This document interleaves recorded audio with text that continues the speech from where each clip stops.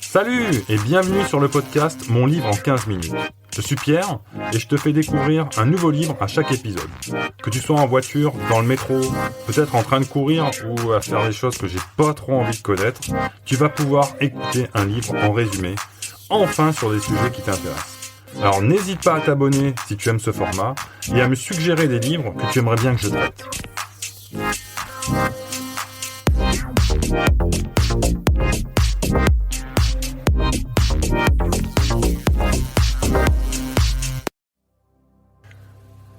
L'effet alter ego de Todd Herman. Un guide pour découvrir ton identité secrète. Lorsqu'il s'agit de performer, d'affronter tes peurs ou de poursuivre tes objectifs, ton alter ego peut être ton arme secrète. Tu ne connais peut-être pas encore l'identité exacte de ton alter ego. Il s'agit peut-être de Wonder Woman, de Mohamed Ali ou d'un animal puissant. Mais une fois que tu auras identifié et incarné ce personnage, tu seras en mesure d'atteindre ton plein potentiel. Les personnes qui réussissent utilisent des alter ego pour améliorer leur performance. Bo Jackson est un athlète au succès phénoménal qui a un secret. De manière assez surprenante, il admet être fasciné par Jason Voorhees, le meurtrier masqué et sans émotion des films Vendredi 13. En fait, lorsque Jackson entre sur le terrain de football, il devient Jason. En d'autres termes, Jackson se transforme en son alter ego. Adopter le personnage d'un tueur calme et calculé aide Jackson à garder son sang-froid et son calme sous la pression. Mais Jackson n'est pas le seul à avoir une identité secrète. Il était une fois, dans une famille chrétienne, une jeune fille talentueuse qui aimait chanter du gospel. Elle a rejoint un groupe de filles et a commencé à devenir célèbre. Mais il y avait un dilemme. Les paroles et les mouvements de danse, disons plutôt suggestifs, qui la rendaient populaire, étaient en contradiction avec son identité religieuse. Afin de pouvoir s'exprimer librement, la chanteuse a créé un alter ego provocateur et extraverti, appelé Sasha Fierce. Le nom de la chanteuse ? Beyoncé. En effet, Bo Jackson et Beyoncé utilisent tous deux des alter ego pour rehausser de façon spectaculaire leur performance. Tu pourrais trouver un peu étrange d'adopter une nouvelle personnalité de cette manière, mais cela fonctionne. Son efficacité est même soutenue par la science. Dans une étude récente de l'université du Minnesota, des jeunes enfants ont été répartis en différents groupes et ont reçu un objet dans une boîte en verre fermée à clé, ainsi qu'un jeu de clés. Aucune des clés ne permettait d'ouvrir la boîte. Un groupe d'enfants avait accès à certains costumes et accessoires. Par exemple, ils pouvaient porter une cape et se faire passer pour Batman en essayant d'ouvrir la boîte. Les enfants qui ont adopté ces stratégies d'imitation ont fait preuve de beaucoup plus de persévérance et de souplesse que leurs autres camarades.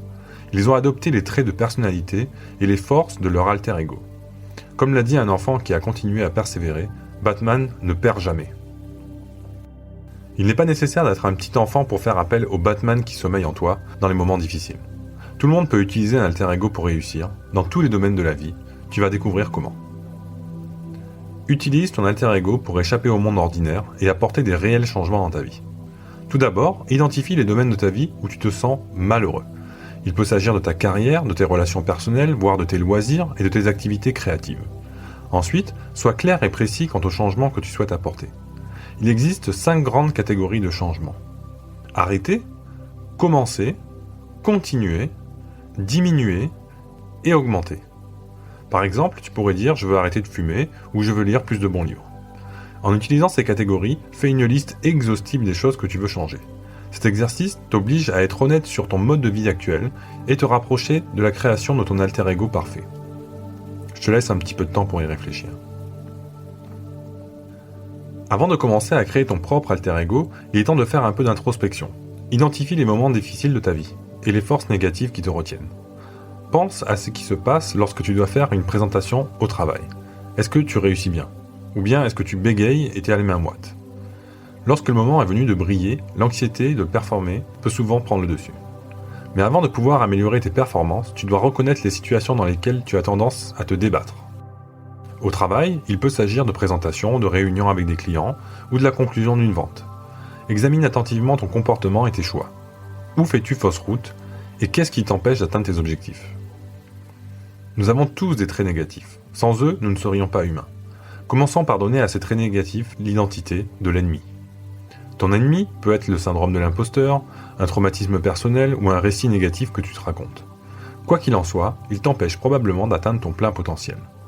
Voilà ce qui est arrivé à Valeria, une étoile montante du tennis. Elle avait l'impression d'être freinée par son discours négatif pendant tous les matchs. Sa voix intérieure était très critique, disant des choses comme « Arrête d'être aussi stupide ». C'était distrayant et destructeur, et cela nuisait à ses performances. Valeria a créé une identité pour son ennemi. La voix négative dans sa tête est devenue Igor, et il représentait les garçons qui l'intimidaient lorsqu'elle était enfant. En réduisant l'ennemi à un petit garçon de 8 ans, Valeria a eu beaucoup plus de facilité à l'écarter et à reprendre le contrôle. Une fois que ton ennemi a une identité, tu peux l'ignorer, l'humilier et finalement le vaincre. Essaye de comprendre les histoires que tu t'es racontées ainsi que tes motivations profondes. Amy est une entrepreneuse. Pendant longtemps, elle a eu du mal à terminer ses projets. Elle se répétait sans cesse qu'elle était incapable d'achever les projets et qu'elle était inconstante. C'était devenu une prophétie auto-réalisatrice. À chaque fois, elle ne parvenait pas à mener ses projets à terme. Ce n'est que lorsqu'elle a découvert le concept d'alter ego qu'elle a compris qu'elle pouvait changer son histoire. Les êtres humains ont tendance à tout transformer en histoire. Dans son livre sur la science du cerveau, Lisa Kron affirme que nous sommes faits pour penser en histoire. C'est la façon dont le cerveau donne un sens à un monde chaotique et confus.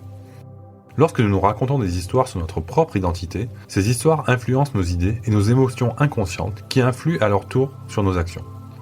Si l'histoire est négative, par exemple que nous manquons de cohérence ou que nous sommes trop timides, elle peut nous freiner. Lorsque tu utilises un alter ego, tu te crées de nouvelles histoires. C'est libérateur et valorisant. Cela te permet de quitter le monde ordinaire et morne dans lequel tu t'es coincé et de découvrir ce que l'auteur appelle ton monde extraordinaire. Il s'agit d'un royaume magique où tu atteins des performances de pointe en trouvant ton état de flow ou en entrant dans la zone. Avant de pouvoir atteindre cet état, tu dois réfléchir longuement et sérieusement à ce que tu veux. Commence par un objectif concret. Par exemple, si tu as des ambitions artistiques, ton objectif pourrait être de voir ton travail créatif exposé en public. Pense ensuite à une mesure pratique que tu peux prendre, quelque chose comme peindre davantage. Enfin, réfléchis aux croyances dont tu auras besoin pour faire de ton objectif une réalité. Par exemple, commence à croire que tu es capable. Bien qu'il soit utile d'avoir des objectifs clairement définis, tu devras aller plus loin. Demande-toi pourquoi tu veux faire ces choses-là. Ton pourquoi est entièrement personnel. Il peut être individualiste ou altruiste. Mais pour fonctionner, il doit avoir une forte résonance émotionnelle. L'émotion est essentielle car c'est un puissant facteur de motivation. Par exemple, si tu as le sentiment d'avoir été victime de discrimination dans ta vie, cela peut influencer tes objectifs. Ton sentiment d'injustice est susceptible de te pousser à aller de l'avant. Une fois que tu as soigneusement examiné tes objectifs et tes motivations, il est temps de passer à la partie amusante. Es-tu prêt à créer ton alter ego ? Un alter ego efficace doit avoir une identité et une histoire clairement définies. Avoir une maîtrise totale de soi est déjà difficile. Mais que faire si tu dois aussi avoir un contrôle absolu sur une autre créature ? C'est le défi que Lisa a dû relever. Elle faisait du dressage, un sport équestre, et est devenue extrêmement anxieuse pendant les compétitions. Malheureusement, son cheval ne tardait pas à ressentir sa nervosité. Pour améliorer ses performances, Lisa devait reprendre le contrôle de son cheval et d'elle-même. Lisa a opté pour un personnage qui représentait le contrôle total, la confiance et l'assurance, Wonder Woman. Cette super-héroïne emblématique descendait d'une tribu d'Amazones qui montait des chevaux au combat. Elle a eu une forte résonance émotionnelle pour Lisa, lui fournissant l'alter ego parfait. Il existe de nombreuses façons de créer un alter ego. Tu peux commencer par un adjectif tel que « déterminé », puis choisir une personne ou un animal qui représente cette qualité. Tu peux aussi, comme Lisa, choisir une personne que tu admires déjà, un personnage de fiction, un artiste ou une figure historique. Tu peux même choisir une personne que tu connais, quelqu'un avec qui tu ressens un lien fort. Une fois que ton alter ego a une identité de base, donne-lui un nom. Ensuite, va plus loin, définis son apparence, son style, son comportement et sa présence. Et va encore plus loin, définis ses croyances, ses valeurs et ses attentes. En d'autres termes, donne-lui vie. Et n'oublie pas l'importance des histoires. Oui, ton alter ego a aussi besoin d'une histoire. Une histoire te permettra de te connecter sur le plan émotionnel, ce qui augmentera l'efficacité de ton alter ego. Après tout, il ne s'agit pas d'un simple exercice intellectuel, mais d'un moyen d'apporter des changements réels dans ta vie quotidienne. L'histoire de ton alter ego n'a pas besoin d'être compliquée. En fait, elle fonctionnera probablement mieux si elle est simple. Elle doit simplement trouver un écho émotionnel. Prenez la carrière de J.K. Rowling par exemple. Rowling est passée du statut de mère célibataire en difficulté à celui d'auteur de renommée mondiale. Si tu es une mère célibataire confrontée à des difficultés dans ta carrière, tu trouveras certainement l'histoire de Rowling motivante. Bon, ça y est, tu as choisi ton alter ego et tu lui as donné une identité bien définie. Quelle est la prochaine étape? Il est temps de faire sortir ton alter ego de ta tête et de le faire entrer dans le monde réel. Conseil pratique pour trouver un alter ego. Dresse la liste de tes mentors. Les grands mentors peuvent avoir un impact considérable sur ta vie. Même s'ils ne te coachent pas activement ou ne te donnent pas de conseils, tu peux toujours t'inspirer d'eux et apprendre de loin. Essaye de lire des livres écrits par eux ou sur eux. Et n'oublie pas que tu n'as pas besoin de te transformer en chaque personne que tu admires. Tu peux toujours tirer de précieuses leçons de la vie d'une personne sans en faire ton alter ego. Active ton alter ego avec un objet physique qui a un symbolisme personnel. Nous sommes en 1940, un moment critique de l'histoire mondiale où les pays sont entraînés dans la Deuxième Grande Guerre mondiale. C'est un moment particulièrement difficile pour Winston Churchill, qui est sur le point de devenir le Premier ministre de la Grande-Bretagne. Alors qu'il se prépare à se rendre à Londres pour accepter le poste, il regarde sa collection de chapeaux et se demande « Quel moi dois-je porter aujourd'hui ?» L'esprit peut transformer n'importe quel objet en un symbole. Pour Churchill, chaque chapeau représentait un moi différent. Une paire de lunettes peut avoir un symbolisme similaire. Pour une célébrité, le port de lunettes peut représenter le passage de la vie publique à la vie privée, tandis que pour une autre personne, les lunettes peuvent symboliser l'intelligence, la confiance ou l'éloquence. Le symbolisme est personnel.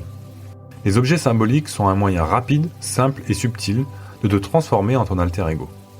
Pour effectuer ce changement, tu auras besoin d'un objet ancré dans une présence physique. Appelons cet objet symbolique un totem. Tu peux choisir parmi de nombreux types d'objets différents. Ton totem peut être un vêtement ou un accessoire comme un chapeau ou une bague. Il peut s'agir d'une photo, d'un stylo ou d'un caillou. Ton totem peut même être une action, comme monter sur scène ou entrer dans une salle de réunion. Choisis ton totem avec soin. Il doit symboliser quelque chose pour toi, être quelque chose que tu peux toujours utiliser et être quelque chose que tu peux activer rapidement. Pour activer ton totem, mets-le physiquement ou tiens-le. Quel que soit ton choix, assure-toi qu'il s'agit d'une action naturelle et confortable que tu peux faire à tout moment. Mais n'en abuse pas. Ton utilisation du totem doit être spéciale et intentionnelle afin de t'aider dans les moments difficiles. Inspire-toi de Martin Luther King qui portait des lunettes dont il n'avait pas besoin afin d'avoir l'air et de se sentir plus distingué face au public. Mais que se passe-t-il lorsque les choses deviennent vraiment difficiles? Nous allons examiner quelques stratégies supplémentaires pour t'aider à te remettre sur pied. Lorsque tu es sur le point d'abandonner, utilise le pouvoir de ta voix intérieure pour te défendre. Dans tous les films d'action, il y a un moment où le héros est proche de la défaite. Par exemple, Rocky est sur le point de perdre le combat quand, bang, au dernier moment, il assomme son adversaire. Mais nous savons tous que la vraie vie n'est pas comme dans les films. Quand on est au plus bas, il est difficile de se défendre. Alors comment continuer à aller de l'avant, même dans un moment de faiblesse? Prenons l'exemple de Rachel. C'est une joueuse de tennis de haut niveau qui connaît souvent des moments de doute sur le terrain. Dans la vie normale, elle se considère comme une personne juste, aussi se sent-elle presque coupable de vaincre son adversaire. En plein match, ce sentiment de culpabilité risque de nuire gravement à sa performance. Comment surmonte-t-elle ces moments délicats? En mettant métaphoriquement son ennemi à la porte. Rachel a une conversation rapide avec cette voix négative dans sa tête qu'elle a nommée Suzy. C'est mon terrain, Suzy, va sur la ligne de touche.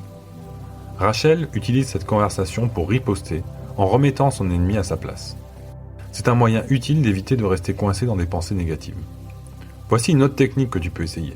Elle est destinée au moment de doute et d'autocritique lorsque ta voix négative, ton ennemi, te demande des choses comme « pour qui tu te prends ?» Tu as besoin d'une réponse puissante et bien préparée à cette question, ce que l'on appelle une proclamation de réponse. Pour créer ta proclamation de réponse, réfléchis bien à ta vie, à ta carrière et à tes réalisations. Tu peux aussi t'inspirer de l'histoire de ton alter ego. Quel que soit ton choix, il doit s'agir d'une histoire de détermination et d'accomplissement. Ainsi, lorsque ton ennemi te demande « pour qui tu te prends ?», ta réponse préparée pourrait ressembler à celle-ci. « Qui suis-je ? Je suis le type qui a quitté un emploi, a commencé une nouvelle carrière en partant de zéro et a travaillé dur pour devenir le succès que je suis aujourd'hui. Si tu penses que tu parles à quelqu'un qui ne peut pas se réinventer, dégage. » Une affirmation puissante de tes réalisations fera taire la voix négative dans ta tête et renforcera ta confiance. Voilà, tu es presque prêt à sortir dans le monde avec ton alter ego. Mais avant de lancer ton arme secrète, il y a encore quelques conseils pour t'aider à réussir. Aie le courage de mettre ton alter ego à l'épreuve et entre dans ton monde extraordinaire. Un jour de 1955, une jeune femme marchait dans les rues de New York. Personne ne la remarque, elle est juste un autre visage dans la foule. Puis, elle se tourne vers le photographe qui la suit et lui demande « Tu veux la voir ?» La femme enlève son manteau, relève ses cheveux bouclés et prend la pose. En quelques secondes, une foule de gens se précipite vers elle.